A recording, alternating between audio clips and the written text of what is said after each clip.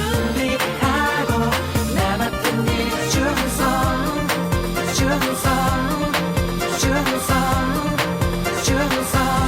Your kingdom come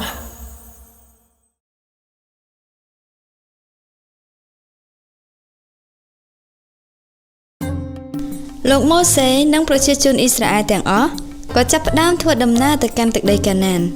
ព្រះជាម្ចាស់បានដឹកនាំពួកគេទៅកាន់វាលរហោឋានដែលនឹងត្រូវឆ្លងកាត់សមុទ្រក្រហមនៅពេលថ្ងៃព្រះជាម្ចាស់បានការពារពួកគេពីពន្លឺថ្ងៃដ៏ក្តៅហួតហែងដោយដាក់ដុំពពកឲ្យនៅពីមុខពួកគេហើយនៅពេលយប់ព្រះជាម្ចាស់ក៏បានដាក់ដុំពន្លឺដើម្បីបំភ្លឺពួកគេថែមទៀតផងអូសរសើរនឹងការដល់ព្រះដែលបានដឹកនាំពួកយើង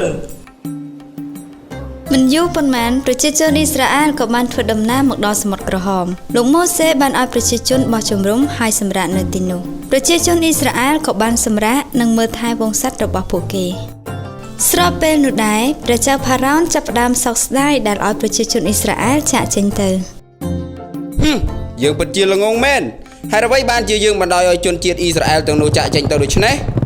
តើបានអ្នកណានៅបម្រើយើងត្រូវតែនាំពួកគេត្រឡប់មកវិញពួកឯងឆាប់ចេញទៅនាំជនជាតិអ៊ីស្រាអែលឲ្យមកធ្វើជាទាសកររបស់យើងវិញភ្លាម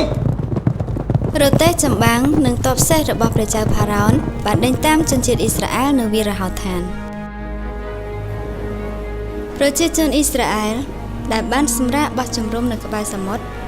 បានឃើញជនជាតិអេស៊ីបតាមមកពីក្រោយពួកគេមានការផិតភ័យជាខ្លាំង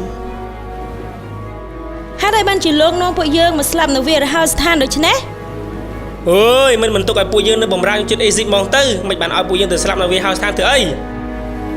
ប្រជាជនអ៊ីស្រាអែលពិតជាផិតភ័យជាខ្លាំងពេលឃើញទ័ពអេស៊ីបមកកាន់តែគៀកហើយពួកគេខឹងដល់លោកម៉ូសេជាខ្លាំងលោកម៉ូសេបាននិយាយទៅកាន់ប្រជាជនថា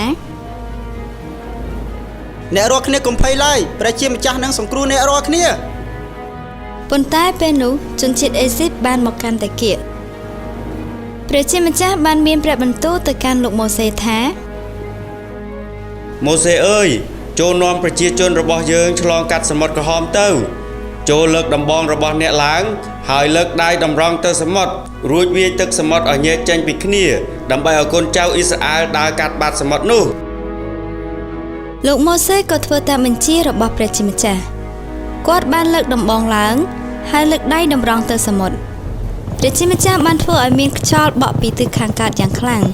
រុញច្រានទឹកសមុទ្រធ្វើឲ្យទឹកសមុទ្ររីងស្ងួតទឹកក៏ញែកចេញពីគ្នាហើយជនជាតិអ៊ីស្រាអែលនាំគ្នាដើរតាមបាតសមុទ្រដោយមានទឹកសមុទ្រដូចកំពែងនៅសងខាងពួកគេមើលណែទឹកសមុទ្របានញែកចេញពីគ្នាហើយពួកយើងជនជាតិអ៊ីស្រាអែលបានដើរក្នុងបាតសមុទ្រជាមួយនឹងភាពរីករាយរហូតដល់ឆ្លងផុតដោយសុខសាន្តមិនយូរប៉ុន្មានទ័ពអេស៊ីបក៏បានតាមមកដល់សមុទ្រដែរម៉ូសេអើយចូលលើកដៃតម្រង់ទៅសមុទ្រទៅលោកម៉ូសេបានធ្វើតាមបញ្ជារបស់ព្រះជាម្ចាស់ដោយបានលើកដៃតម្រង់ទៅសមុទ្រពេលគាត់ធ្វើដូច្នេះទឹកសមុទ្រក៏ហូរត្រឡប់មកកន្លែងដើមវិញជនជាតិអេស៊ីបនាំគ្នាព្យាយាមរត់គេចពីទឹកសមុទ្រដែលនឹងគ្រោះពួកគេប៉ុន្តែព្រះជាម្ចាស់បានធ្វើឲ្យពួកគេលិចលង់នៅកណ្ដាលសមុទ្រនោះទៅវ៉ាវព្រះអង្គម្ចាស់របស់យើងពិតជាអស្ចារ្យមែន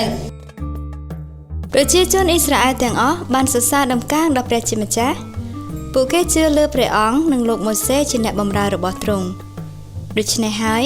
បានជាព្រះជាម្ចាស់ត្រាស់ហៅលោកម៉ូសេឲ្យធ្វើជាអ្នកដឹកនាំដើម្បីនាំប្រជាជនអ៊ីស្រាអែលទៅកាន់ស្រុកកាណានដែលជាទឹកដីសន្យា